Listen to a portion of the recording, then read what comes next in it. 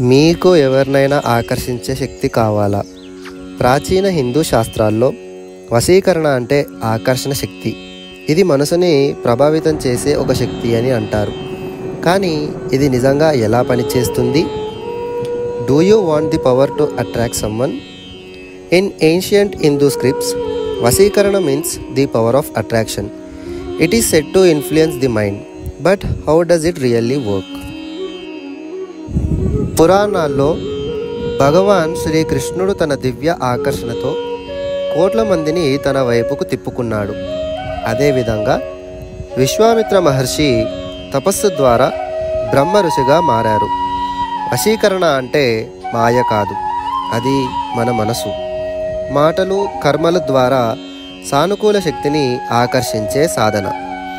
In the Puranas, lord Krishna attracted millions with his divine charm. Similarly, sage Vishwamitra transformed into a Brahma Maharshi through his intense penance. Vasikarana is not black magic.